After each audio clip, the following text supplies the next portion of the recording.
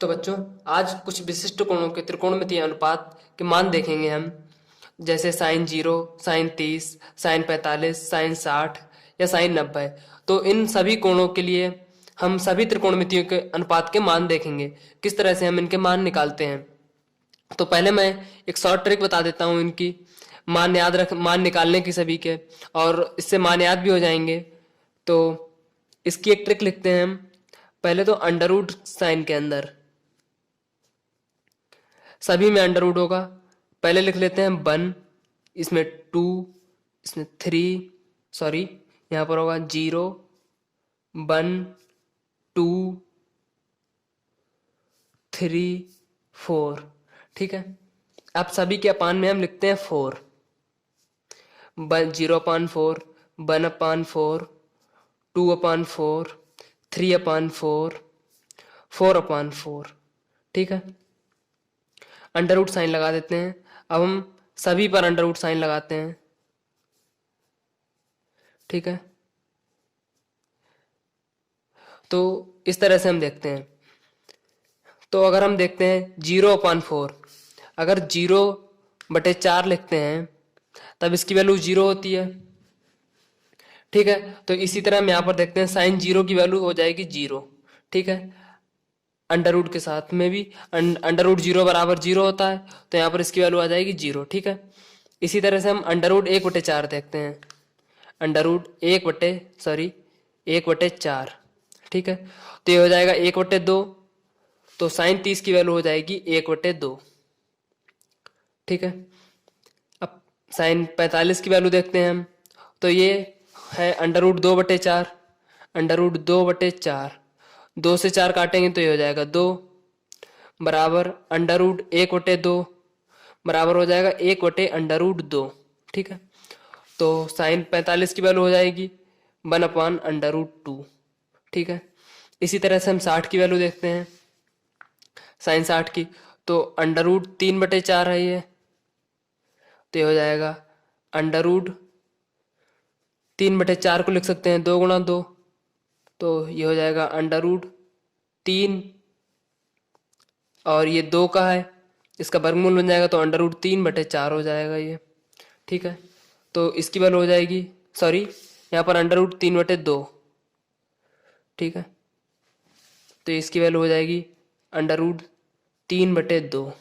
ठीक है, अब 4 से 4 काट देंगे यहाँ पर तो बचेगा 1, तो इसकी वैल्यू हो जाएगी 1। ठीक है, अब साइन की सभी कोणों के साथ वैल्यू हमें पता लग गई है। साइन 0, साइन 30, यहाँ पर ये कोण ए का मान, मतलब ये सभी कोण।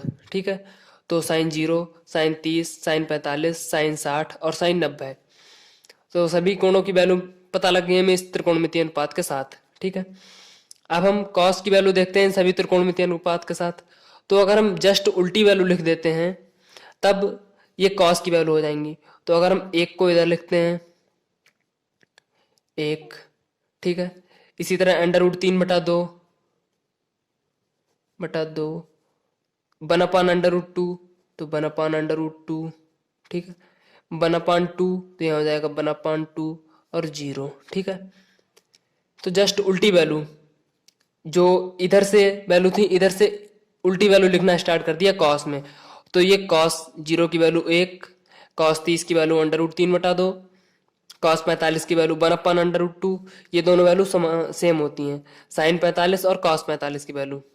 ठीक है, इसी तरह कॉस 60 की वैल्यू 1/2, कॉस 90 की वैल्यू 0। ठीक है, तो जस्ट इसका उल्टा करना है, जो वैल्यू इधर लिखी थी हमने वो इधर से लिखना स्टार्ट कर देंगे। ठीक है, तो अब हम tan a की वैल्यू निकालते हैं, tan 0 की वैल्यू निकालते हैं पहले।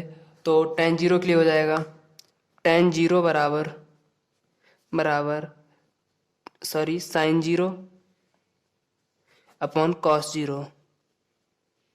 ठीक है, साइन 0 की वैल्यू है 0 और कॉस 0 की वैल्यू है 1, तो ये हो जाएगा 0/1 बराबर 0।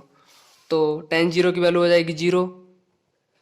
इसी तरह हम 30 की देखते हैं वैल्यू, तो अंडर रूट 2 से 2 कैंसिल हो जाएगा, तो बचेगा 1/√3 वैल्यू हो जाएगी। इसी तरह हम 45 का देखते हैं, तो अंडर रूट 2 से अंडर रूट 2 कैंसिल हो जाएगा, तो यहाँ पर वैल्यू बचेगी 1। इसी तरह हम 60 में देखते हैं, तो 2 से 2 कट जाएगा तो वैल्यू बचेगी √3। ठीक है, अब हम tan 90 की वैल्यू देखते हैं। तो tan 90 डिग्री बराबर होगा sin 90 डिग्री बटे cos 90 डिग्री। sin 90 की वैल्यू है हमारे पास 1 बटे cos 90 की वैल्यू है 0।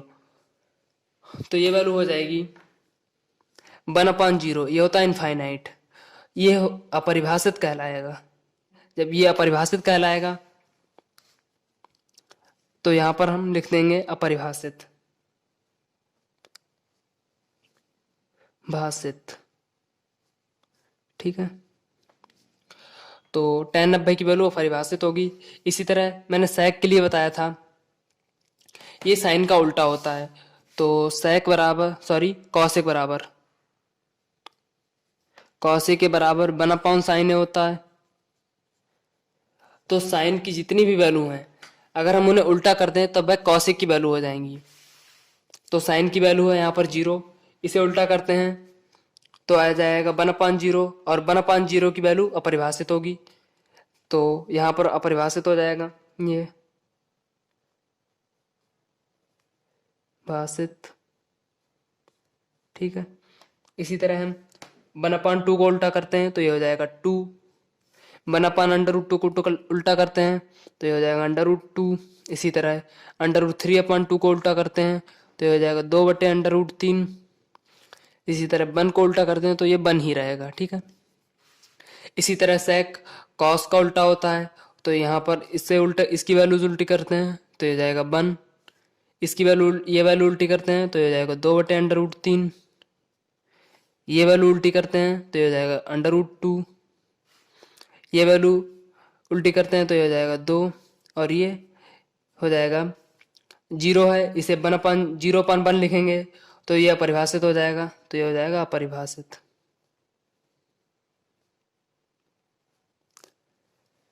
ठीक है, इसी तरह हम cot tan का उल्टा होता है तो इसे उल्टा करेंगे तो ये हो जाएगा 0/1। ये हो जाएगा अपरिभाषित।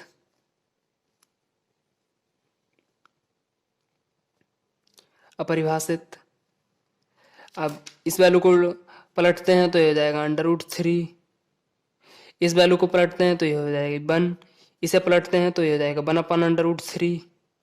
अब अपरिभाषित है, यहाँ पर अपरिभाषित को लिखते हैं हम 0/1। इसे पलटते हैं अगर हम तो ये हो जाएगा 1/0 और 1/0 को हम 0 लिखते हैं। ठीक है, तो इस तरह से हम ये सारणी देख सकते हैं। इसमें सभी त्रिकोणमितीय के अनुपात के साथ सभी कोणों के मान हमें पता लग गए हैं। ठीक है, तो हम इसे इस तरह से बना सकते हैं और याद भी कर सकते हैं।